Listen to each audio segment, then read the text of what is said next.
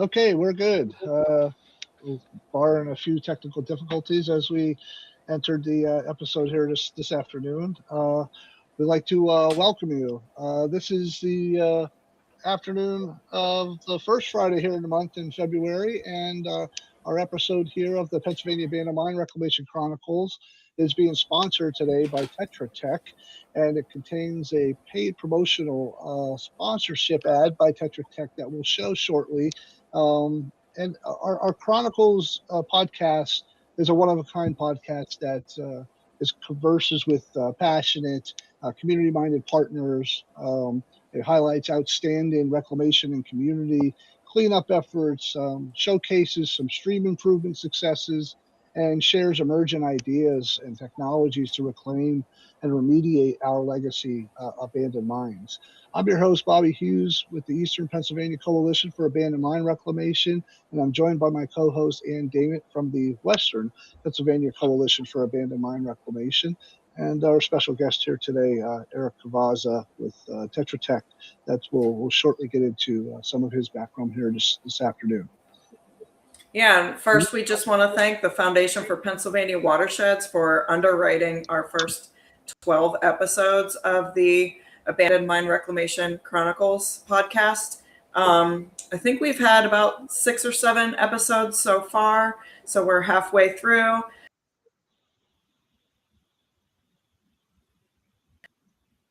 And all of the previous channels.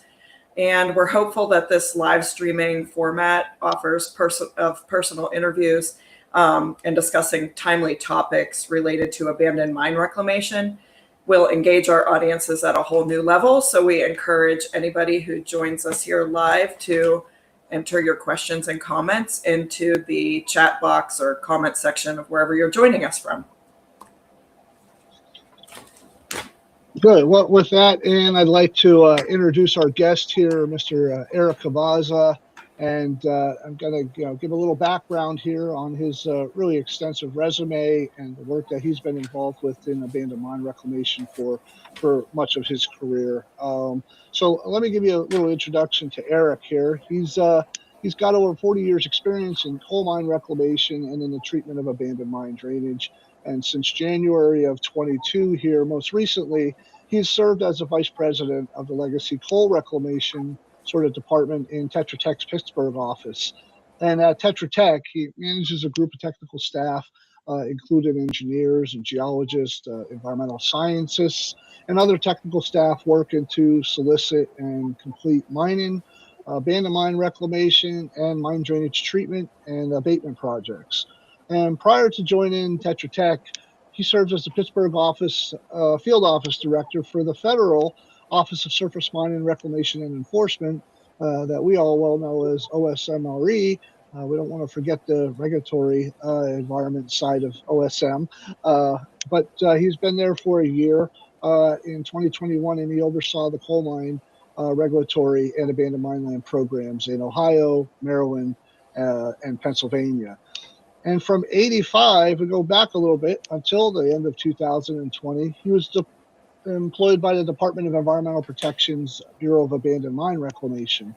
And he served many roles during his 36 years with BAMR, including 17 of those as the design section chief in Evansburg, and the last 9 years as director of the Pennsylvania Abandoned Mine Land Program.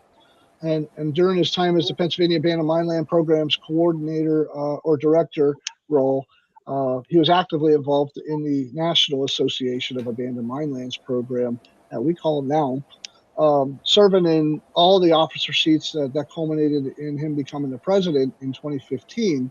And then with the Interstate Mining Compact Commission, he was involved with as well.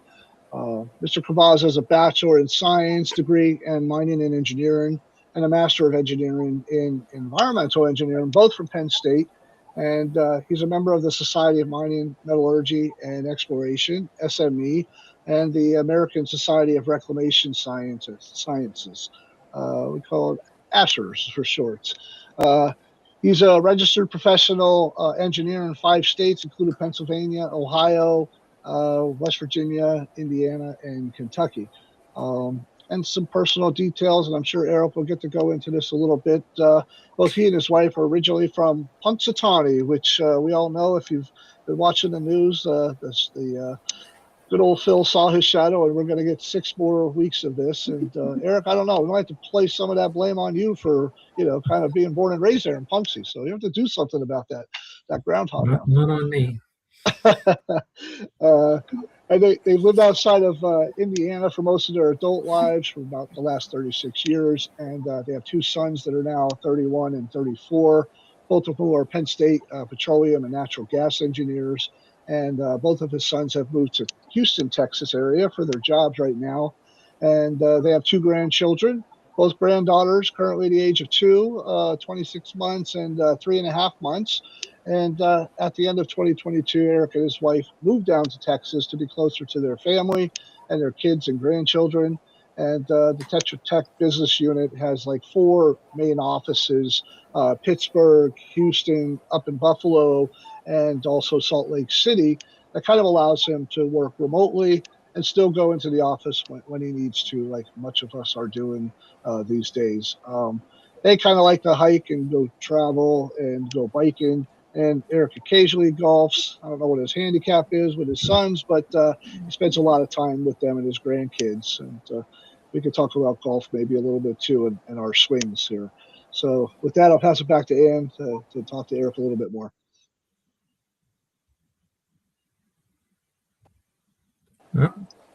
Yeah, what an impressive resume you have there. And so what we like to do first with our guests is let our audience kind of get to know you a little bit better on a personal level. So if you wouldn't mind kind of just telling us, what it was like where you grew up. Do you have any personal connections to mining? How did you end up with a career in abandoned mine reclamation? Maybe who's your family? Tell us a little bit more about your move to Texas and all that. Sure. Thanks, Ann. As you noted, I grew up in Punxsutawney, PA. I lived there until my wife and I got married in my early 20s. And we moved to Indiana, PA at that time. And I spent most of my adult life there in Indiana, PA. Growing up in Punxsutawney, I had 4 sisters and me, so I was the only boy. So none of my sisters were in mining or mine reclamation. I know you asked the question about what's my personal connection to mining or abandoned mine reclamation. None of my direct family worked in mining or abandoned mine reclamation. I did have a brother-in-law that sold mining tools for Kennebec, worked out of Bedford, PA for a long time, and then went out west at one point and sold that stuff out there. But coming out of high school, I kind of excelled at math and physics and all those great subjects, and it seemed like engineering was the field I needed to go after. So I went to Penn State and looked at a bunch of different majors, and for whatever reason, mining seemed to be something that interested me. I knew a lot of people growing up that either worked in mines or worked in the surface mines, both people I went to school with and older folks too. So there was a lot of mining going on at that time, especially surface mining where I lived and around where I lived. So it seemed like a good path to go down. So that's how I ended up going into mining engineering at Penn State. I thought I'd be working for a mining company. In fact, Consol Energy, they were a consolidation coal company then. They gave me a pretty good scholarship and funded a lot of my education. But by the time I got to graduation, the coal market had taken a downturn and there was no opportunity to go to work for them. So I worked for a consultant for a while doing mining permits and reserve studies and other things related to coal. And then I learned about an opportunity with Pennsylvania DEP.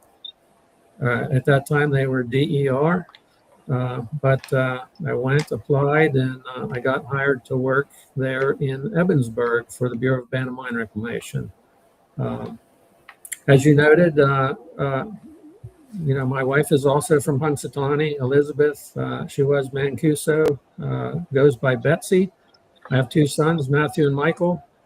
And you said they're both married, Matthew to Kelly and Michael to Monica. Matthew has two daughters. There are grandchildren, Madison and Isabella. And between when I started talking to you and now, I learned I'm going to have a third granddaughter. Michael and Monica are expecting a baby at the end of July or beginning of August. So the brood is growing. So they're a lot of fun. I'm glad we're close by and get to spend a lot of time with them. And, I think we help them out too. So I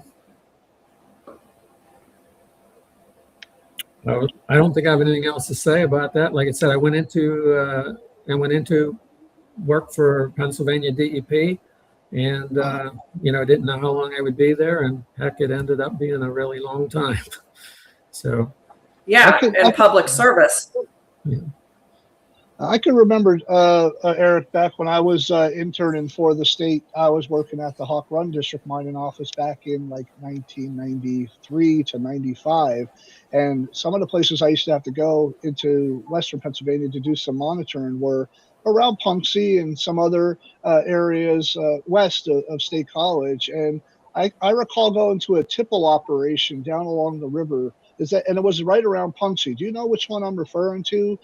Were there many other tipples out there too? But there was one in particular I went to that I was always told by the folks in the office, when you bring the truck back, you better take it to the car wash because there's going to be so much clay and liver on it, is what we called it then, that I had to clean up the vehicles before I could even bring it back. And I had to stop off in Phillipsburg before going back to the office in Hawk Run. Are you familiar with that area down there to know which one I'm talking about?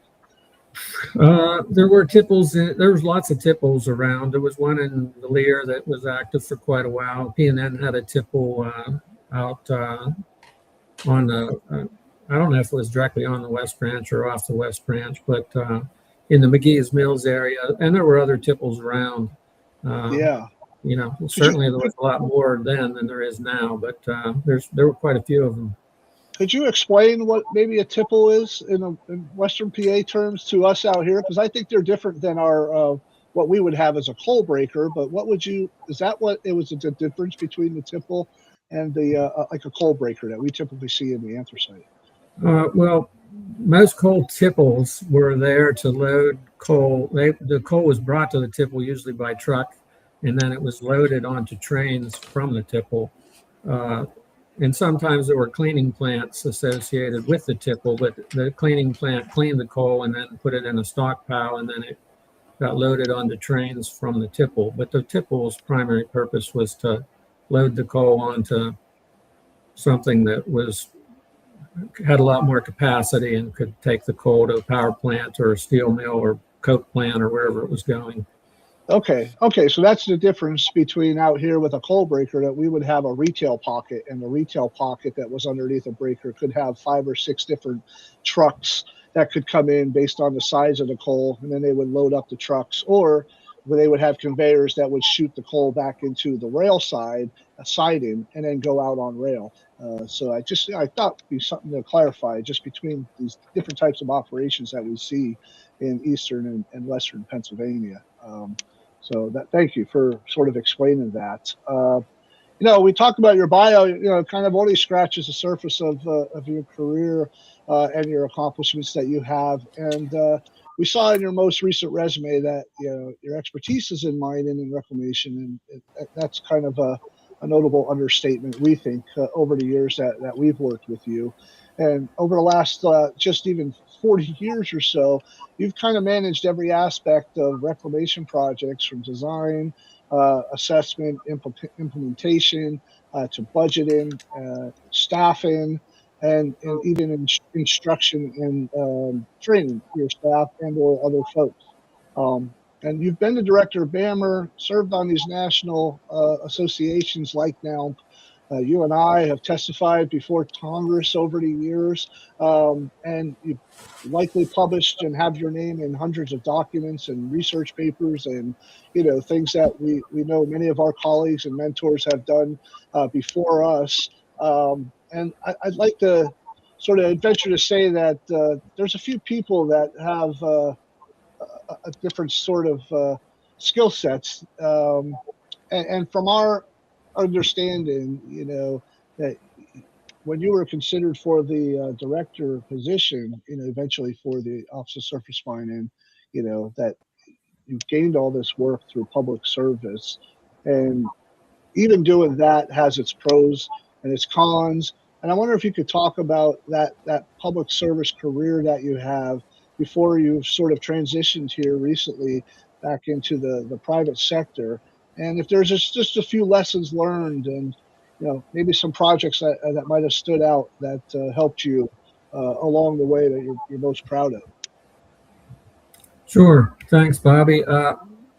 I began working for the Bureau of Abandoned Mine Reclamation in 1985, and I went to work in the investigation section. And that group responded to inquiries from the public or from officials about potential problems that they felt were related or could be related to an abandoned mine. So I had to go out, meet them, investigate those problems, and determine, one, if they were in fact mining related, and then two, if they were, could we do anything under the criteria outlined in SMCRA, the Surface Mine Control and Reclamation Act. Shortly after I started there too, Pennsylvania undertook an effort to update and add to its AML inventory. They had an AML inventory, but it wasn't complete. So I spent the better part of 2 years inventorying abandoned mine land sites in Fayette County for Pennsylvania. And I also assisted with some inventory work in some other counties, particularly Washington, Westmoreland, Jefferson, and Indiana. Others were in the lead in those counties, but I helped out with some of that. So I got to see a lot of things. I got to see just about every type of abandoned mine problem that was out there. I got to see a lot of the western part of the state. I got to meet a lot of folks. I got to hear a lot about what concerned them the most, and what they wanted to see addressed. And then I got to learn a lot about all the requirements under SMCRA. What was required for a site to be eligible? What were the priorities? What could we do? What couldn't we do?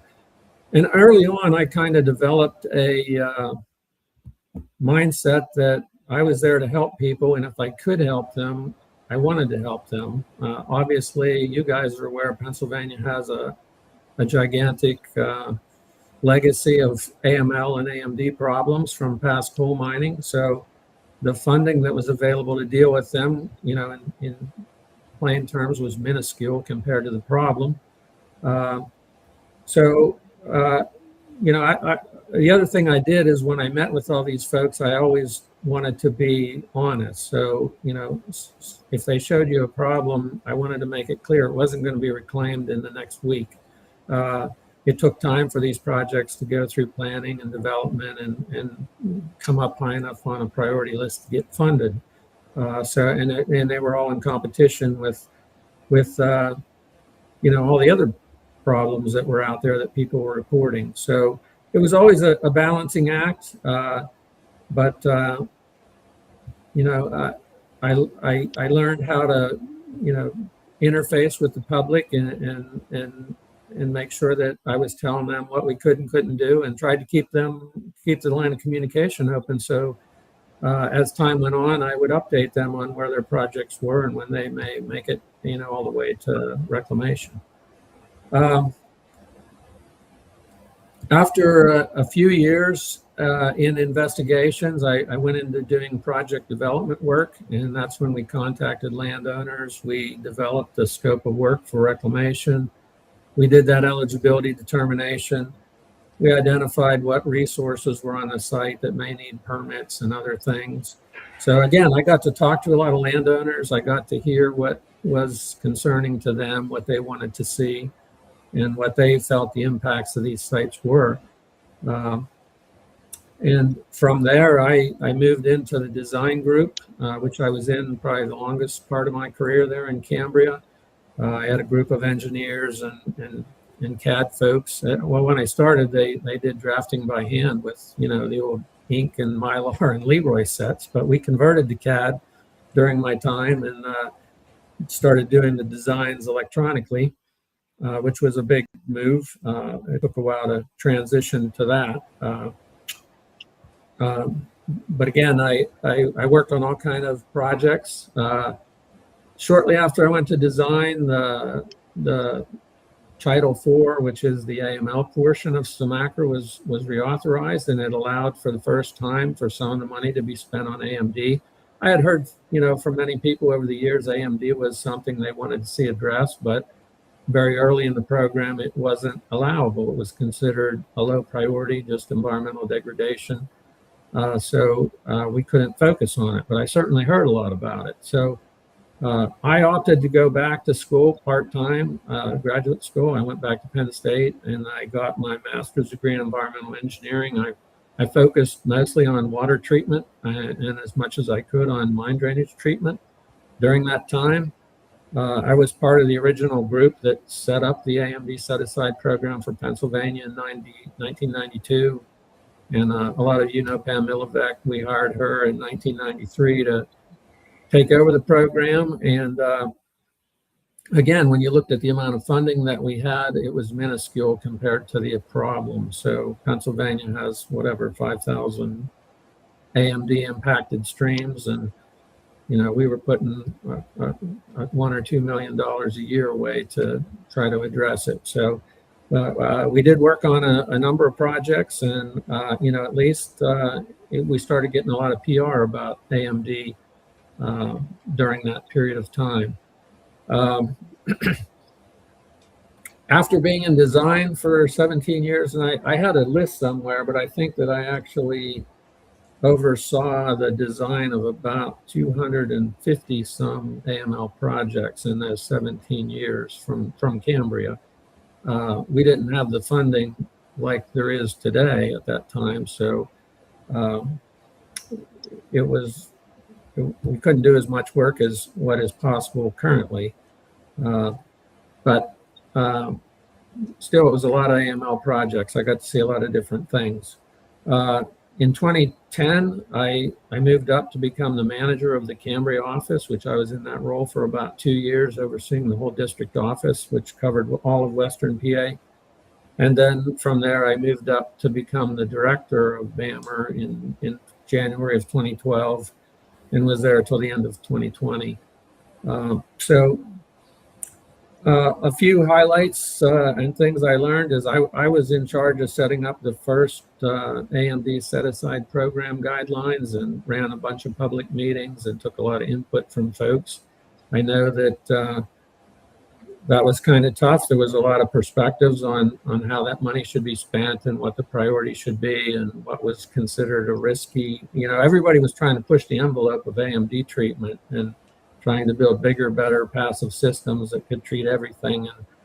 And of course, you're probably aware there were a lot of systems that were built that failed. And so we were trying to be a little more conservative and make sure the money was going toward, things that would be successful. But I did get to interact with a lot of people during that time and a lot of folks that are involved in the AML AMD community, of which it's a small group, and it's a group that's most of the people that have been in it a long time, and you see the same faces. They may move around to a different location, but they're still doing the same thing.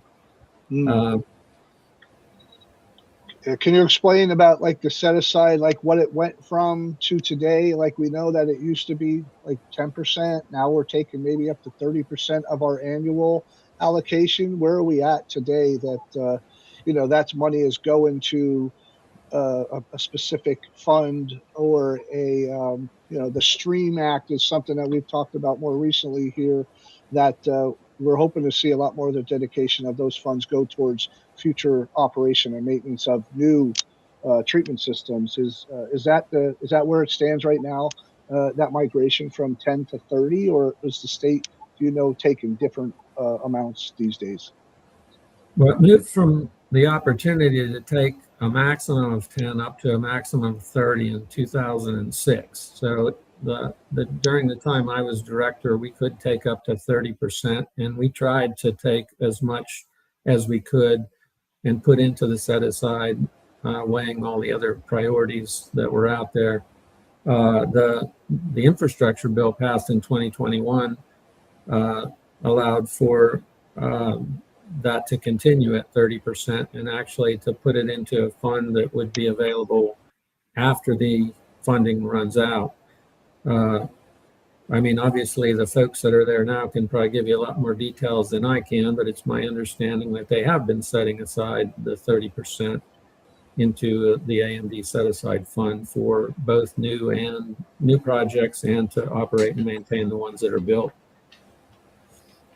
Good. So a lot more funding. I mean, I think based on the amount of funding they've been getting the last few years, they can put 60 or 70 or 75 million into the set-aside fund. So that's a lot more money than probably we had for the first 15 or so years combined. Yeah, it has. Ann, you want to? Yeah, I see a question came in through the chat. I just saw it, but I didn't get a chance to read it. Do you want to take that? Oh, sorry. Yep, I've been forgetting to look at the chat, and yeah, we've. That's okay. Let's see.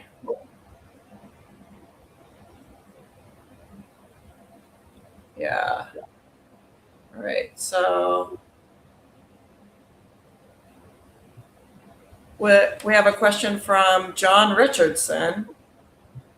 Would the proposed treatment plant for the Old Forge borehole AMD circumvent the need for reclamation projects of the many mine infiltration sites in the Lackawanna Valley? And he goes on, it goes on. Yeah, I see that he's asking if it's better to stop the water infiltration into the mines. Well, my own view is yes, it's always good to stop the infiltration into the mines if you can do it. Keep the clean water on the surface to the extent you can, but obviously for a variety of reasons you can't fill in all the old pits for, landowners aren't always cooperative. So sometimes you just have to deal with the water where it comes out. The Pennsylvania DEP currently has a scope of work out. I don't know who all they are soliciting from. It would be from their DES 22 consultant list to put together proposals to come up with a plan or several plans to deal with the Old Forge borehole discharge and the Duryea breach or Duryea breach. Yeah, so, we'll see. I think there's going to be a lot of sort of proposals and ideas going forward here in the next maybe 6 months. And there's even some private investment that we're seeing that is looking to address potentially the Old Forge borehole, in addition to what the department is putting out to take a look at what may need to be done up there. And as John has said, if you can reduce some of the water, you're going to cut down on the long-term, not only the long-term operation and maintenance of a scaled treatment system that would need to be put in there to take care of treating the water. You could also, that reduction in flow could help to make the treatment system maybe a little bit smaller. But with the type of volume of flows we're dealing with in the Old Forge borehole, I think the chances are that we're not going to be able to get all the water to the surface before we could look to address that. That could be decades down the road, just even doing the reclamation on the surface in the Lackawanna Valley. And many projects, I think, are on the books to do that in many of the tributaries on either side. But I think for a long time coming, looking at the Old Forge borehole in a situation where it needs to have an active treatment system is probably what we're going to start seeing a lot more proposals coming out here shortly. Now that there is this funding available through the Infrastructure and Jobs Act and the IRA funding that's available through the AMD AML program that the state has, to take a look at this a whole lot closer. Yeah, TetraTech did a conceptual design of a treatment plant a couple of years ago, and we were working with a company that was looking at a pumped storage power project there that would use some of the water from the Old Forge borehole and the treated water for the pump storage project. And that may come back around. We'll wait and see. TetraTech, Yeah. we'd love to continue to work on that, and we hope to be the selected firm to work on it here going forward. Okay. I'm going to come back to some of our pre-programmed questions. Hearing you talk about your whole extensive career and all the different aspects of projects that you've overseen and your expertise and things that we didn't actually cover when Bobby was reading your bio, like how knowledgeable you are about policies and the financial management of these large programs. And then one thing that's actually really important to Bobby and I, being from the nonprofit world, we really feel that under BAMR was in this whole new era of public transparency. And we always thought that, you were very approachable. You always shared what BAMR was up to. You came to our meetings and, gave us outlines of the projects you had planned for the coming years, and just really tried to keep the nonprofit and watershed groups informed and included. So we really appreciated that. And it's just, we're so grateful really because it made our work so much easier to know, what the state was up to and to be able to assist you, because that's really what our job is. And we think that too, this legacy has kind of continued after your departure from public service. And it's really kind of become now a part of BAMR's culture. And so those that are were under you that are now in leadership positions also seem to value public transparency and inclusion of NGOs. Can you talk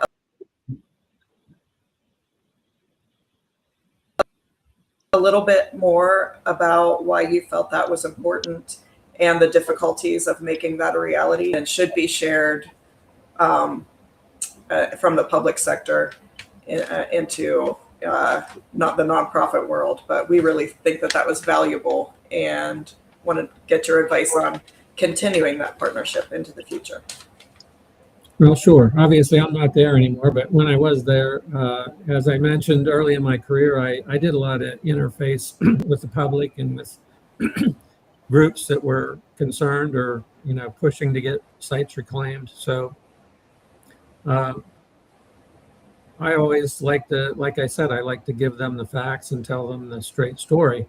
I also was a manager very early in my career, so I was in the office a lot, and a lot of calls and from the media and from legislators and the public got routed to me to respond to. And as I mentioned early on, I worked in development, so I learned a lot of the background and the details of the program, so I could explain to people kind of in detail, what qualified, what didn't qualify, and those sorts of things. Over time, I realized I got a lot of the same questions from different people, and I always thought if we could put all this on our website or put it into flyers or brochures, I wouldn't have to spend an hour on the phone telling somebody the same thing all the time. So when I became the director, one of my early priorities was to try to update BAMR's website and incorporate more of this information on the website.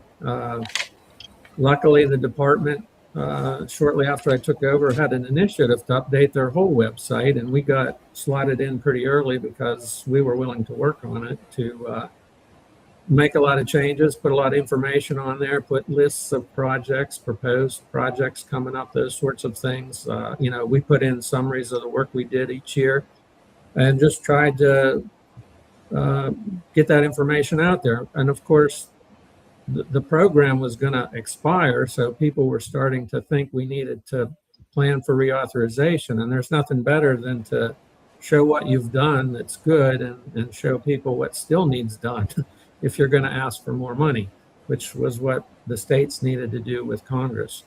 And a lot of other things happened during that time. The AML pilot program came out, and it allowed us to spend funding for economic development. And The media office at DEP seemed to take a big interest in that. They made videos of a lot of those early projects whenever they were being announced by the secretary. So all those things, I think, added up, and there was more of a commitment from my folks and from the department in general to distribute this information and let people know what was being done. So I think I had that innate and was born in me to be that way, but luckily I came along at the right time when I could actually do it. And I also realized that to get all these projects done, you need partnerships. The state couldn't do everything on its own. I mean, you know how large the issue is in Pennsylvania, and it's the same in the surrounding states. So I found that when I worked with these groups, they bought into these projects. You know, if we built a passive system somewhere, they kind of took ownership of it. So we didn't have somebody that could go out there and look at it every week, but they did. They lived there. So they became, like I said, they took ownership in the projects, and it just became a good working relationship. It kind of expanded the AML's program's reach to get things done. You would see problems or know about things well before we would, and you'd report them back. And I think just having that open line of communication and transparency was good both ways. And, I'm glad to hear that you felt it was beneficial from your point of view. And I'm glad that we were able to do it, and I'm glad it's continued.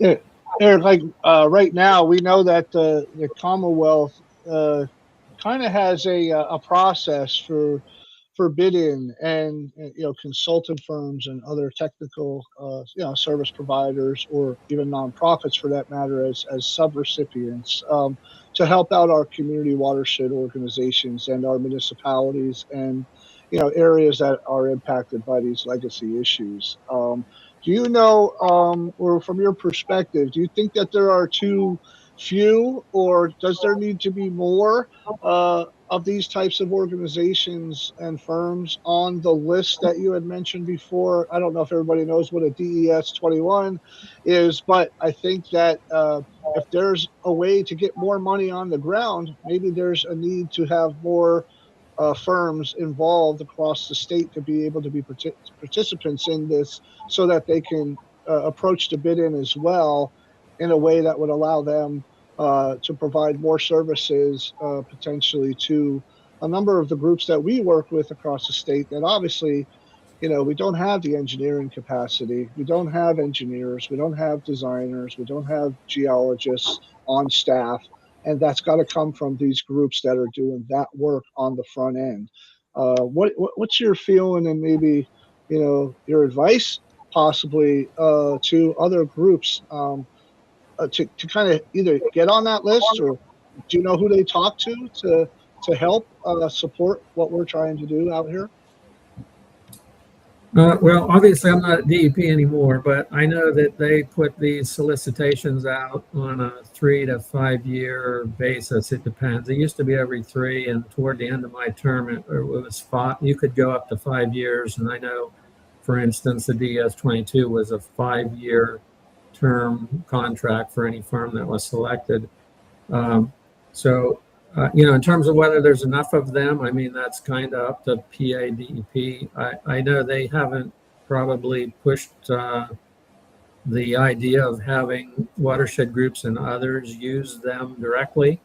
But that's certainly something I think that's worth exploring more, to see if there's a way to do that and make the whole process more simple and already have firms that were pre-qualified based on the state to work on these types of projects with NGOs and watershed groups, etc. I mean, I know they're probably going to be doing a new solicitation here soon. How long they'll do it and how many firms they're going to select, I mean, that's really up to PADEP. I know the folks that I think that they need to contact in BAMR now would be Michael Pedrick and Christina Peacock Jones, who are both in the Harrisburg BAMR office, and I believe they're overseeing the consultant contracts now. But when they put those, when they issue those, I mean, farms have to apply. So, and it's a pretty significant administrative effort to apply. I mean, I know this, that's the way government works. Nothing's easy. So. Yeah, well, because it takes that amount of time, it's good to get a head start. It's just like every grant application you got to apply for. It takes time, and I think for those firms that are out there that were looking to support us and us trying to pull projects together, as many of our other partners are, we could definitely use the help. And I think just there may be a little bit of a shortage of those groups to be able to help out, and it might make the competition go a little further, and it also might give us lower prices in some of the bidding that's proposed for certain projects. So okay, we'll take that advice, and we'll talk to the department about that on another conversation, maybe with someone else. But thank you for that, Eric. Appreciate that. Yeah. So something I was actually wondering, and we do like to ask this of all of our guests as well. If you've already told us about a fair number of projects you were involved in throughout the years, but we were wondering if you could share with us maybe one of your most challenging or most rewarding projects that you've worked on throughout your career, or something that was really defining of your kind of like. Sure. I mean, I worked on a lot of challenging Personal projects, a lot of these AML projects.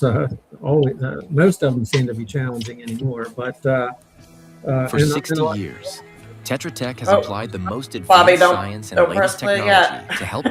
Oh, I did. Oh, sorry. Sorry about that. I mean, probably one of the most rewarding was the restoration of the Bennett branch up in Elk and Clearfield and Cameron County, excuse me. That was started under the PA Wilds Initiative. And when I first went up there and looked at all the issues, I just thought, there's just too many issues here to deal with. Too many discharges, too much bad water, too much unreclaimed land, too much refuse on the surface. But over a long period of time, we worked with a lot of local residents, grassroots folks. A lot of that land is publicly owned by the Game Commission and by the DCNR Bureau of Forestry. We partnered with Western Pennsylvania Conservancy and Foundation for PA Watersheds. Really, a lot of groups got interested in that project after it got started. And we also included industry. There was some remining and reclamation of refuse piles and other things that was done by industry that cleaned up some problems and also provided us with a source of limestone that we could use for alkaline addition in some of the sites that had really bad acid-forming spoil material. And of course, the federal agencies, OSM and the Corps of Engineers and EPA were all involved. But over about an 8-year period, we reclaimed many hundreds of acres of abandoned surface mines. We cleaned up refuse piles. We built passive systems. It culminated with the construction of the Hollywood AMD treatment plant, which probably a lot of you are aware of.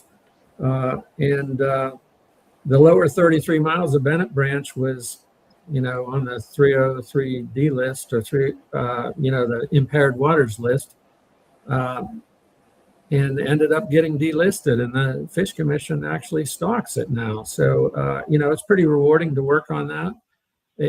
It was a project that came around at a good time. Growing Greener had a lot of funding and they weren't granting it all out. So they directed a lot of it to BAMR. And we were able to take a lot of that and put it on the ground in this Bennett Branch restoration. I saw a stream that was completely dead. I mean, really, the lower part of that stream was devoid of any aquatic life. And a lot of the feeder streams had native trout. And, they were stuck in the trib. They couldn't get in the main stem. But, once all that work was done and the AMD plant went online, it flipped and it became alkaline. And it's pretty amazing how fast the stream how fast the stream recovered. That's the one thing that's amazed me when you do change the conditions of these streams. That it isn't like you have to wait 10 years for these things to come back. It's amazing how fast they recover and the aquatic life comes back. So that's probably one of the most rewarding projects that I worked on during my time at Bama, and was very, satisfied to see how that turned out.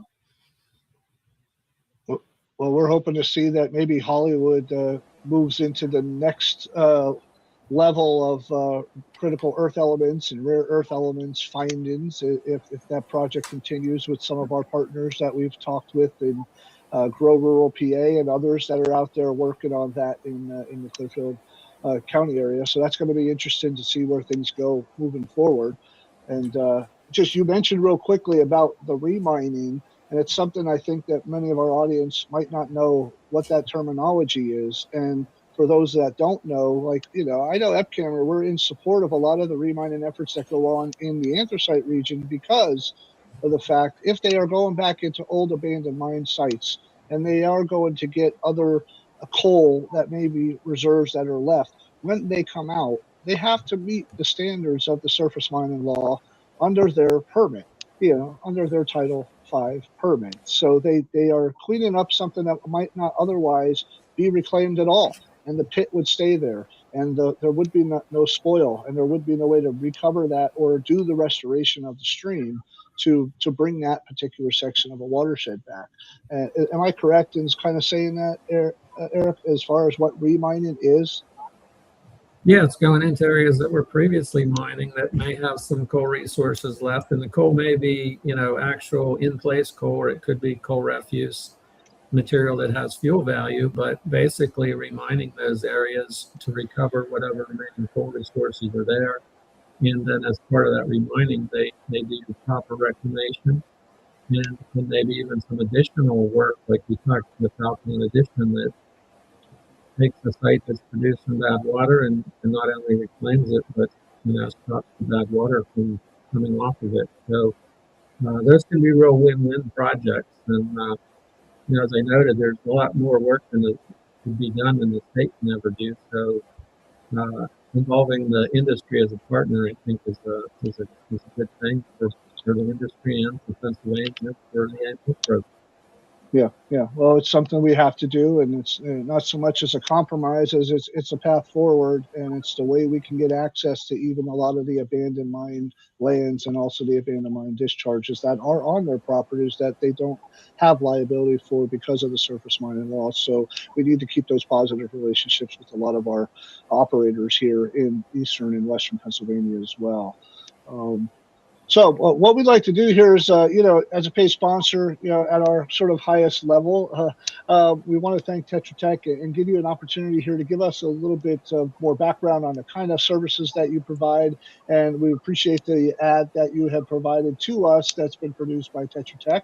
And we're going to play that, and then maybe you could tell us a little bit about TetraTech and some of your projects that you're working on right now, and you will hope to be getting involved with in the near future, if that's okay. So we'll take a moment and feature that particular ad. Dan?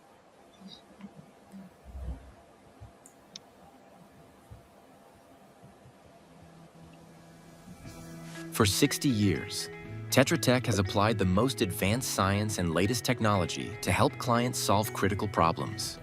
We leverage our leading with science approach to manage the full life cycle of mine closure and reclamation, specializing in the treatment of acid mine drainage and reclamation of abandoned mine lands. Our Pittsburgh operations have successfully assessed, planned, and designed AMD and AML solutions throughout Pennsylvania, Ohio, Maryland, West Virginia, Kentucky, and Indiana. Technical experts, regional knowledge, extensive experience. We can act quickly to develop innovative solutions that provide the best value for our clients. TetraTech, leading with science for 60 years.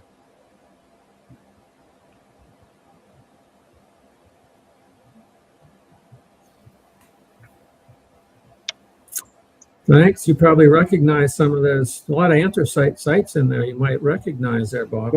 Sure do. But I came to TetraTech at the beginning of 2022. I've been here for over 4 years now. It's hard to believe. I've worked to assemble a qualified and competent staff to take on just about any AML or AMD project that's out there. We have a number of ex-OSM employees on our team, a number of ex-state AML folks on our team, and we're working to deliver sound reclamation projects for states. We're working in 6 different states, as was highlighted on that video, and we're also working for NGOs and local government entities, also folks that are getting those AML, AMD grants that you had mentioned.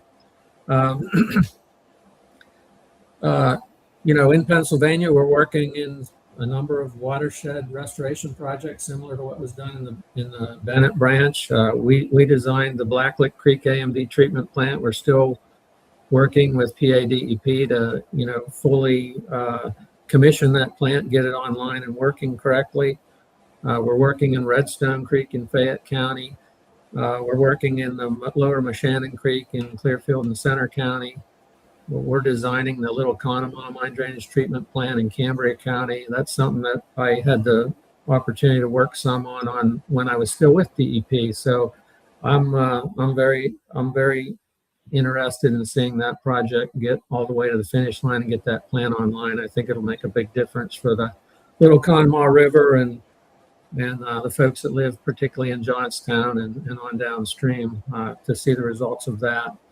And we're working in the Shamokin Creek watershed in Northumberland County, another watershed that's just got a lot of AMD problems. I mean, it's very difficult to address, but they have a really committed group, and I think they will make some progress there.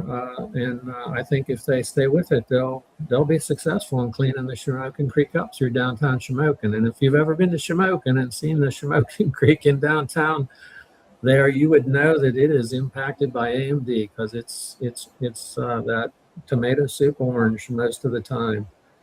We're working on AML projects that cover the full gamut of types. We're doing coal refuse pile reclamation, abandoned surface mines, mine openings, mine fires. We have a mine fire in Kentucky. We're looking at another one in PA, some subsidence prone areas in residential areas, landslides in Kentucky, stream reconstruction in Kentucky, and others. So I'm looking forward to seeing all these projects make it to the finish line and hopefully work on many more.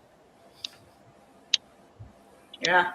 And you're able to do all of that from Texas. So that's pretty amazing too. How often do you think you have to fly back here to do that? I come back as needed for meetings or project things or conferences like your AMD conference every year. I look forward to that. But my staff is situated there, and with the technology we have, I still meet with them pretty regularly, just like we're talking right now, and I've been able to guide it from here, and it's worked well. So awesome. Good. Yeah, go ahead, Bobby. I was going to say, I know we get a little lag time sometimes in our podcast here, but we'd like to kind of, I think maybe Ian might have been almost to our thunder here, but we wanted to kind of close out each of the episodes with a piece of advice that our leaders have to offer, and our community leaders have to offer to our nonprofit groups and our watershed groups, respect to their, continued capacity and, the support of continuing to move forward with these types of projects to be sustainable. Do you kind of have any words of wisdom after all the years you've put in on both the public side and now on the private side to help them think about what should they be doing that can continue to keep them strong and keep them motivated to doing the work that we're all a part of here? Well, sure. I mean, I've worked with a lot of groups over the years, and some groups are stronger than others for a variety of reasons. But my advice would be is if you have an interest in cleaning up a watershed or dealing with some other AML problems in an area, and put together a group, an environmental group or a watershed group, is a couple of things. One, you have to educate yourself on these programs. And I know they can be complicated and seem overwhelming, but the second piece of advice I would have is that you need to be patient and you need to be persistent. So, you're not going to get a watershed cleaned up in, a month after you start. It's usually a long and sometimes uncomfortable or tough process, but if you stay with it, it certainly can be done. And there's lots of examples of it being done in Pennsylvania, and with the amount of funding that's available now, there's probably, it's maybe a once in a lifetime opportunity to see most of the major discharges in PA and watersheds that are impaired, restored to some degree or completely restored. I think you need to keep an open line of communication with, the state in particular, but, also with, consulting firms, other funders that may provide, match money if you need it, and just other stakeholders. You just have to kind of stay committed to all that. As I said, I've seen some pretty amazing projects and success stories over the years. Watersheds I thought would never be restored, or mostly or completely restored now, since many have been delisted, and it can be done. So if you want to do it, I don't think there's anything there that will stop you. Yeah. Well, I guess that brings us kind of to the end of our podcast. So we really want to take this opportunity to thank you for all of the years of your public service and partnership with us on projects. And thank you for joining us on today's podcast so we get to know you a little bit better. And we look forward to working with TetraTech into the future. Well, thank you guys very much. Thanks.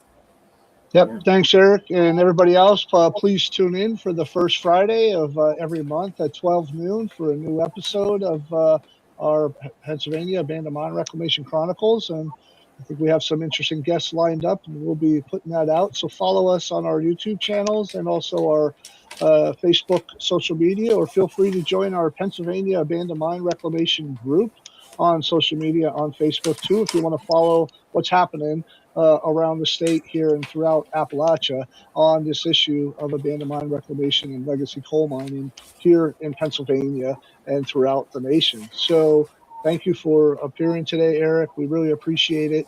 And Ann, if you want to give a quick reminder about future potential advertising spots, you could do that. Yeah. We still have advertising sponsorship opportunities for the podcast. Like TetraTech did today, we have a few different levels, and our highest level gets you a minute-long commercial plus a sales pitch, to tell us about what projects you're working on. So we'd love to have some more partnerships like that. You can find the information at EPCAMR's store, epcamr.com, and link to the store. And that's it. We have to see everybody again. Give me a call if you need some help. Yeah, we will. Thank you so much, Eric. Yep. Thanks, Eric. Take care.